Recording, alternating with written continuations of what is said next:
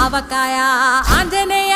కథ మొదలెట్టినాడు చూడారయ్యా శక్తినంతా కూడగట్టి చెట్టు దులిపినాడు అంజయ్య ఎర్ర ఛాయ కోతి అవతార వెంటమాయ కత్తి సేత పట్టకుండా కాయ కోసినాడు కపిలయ్య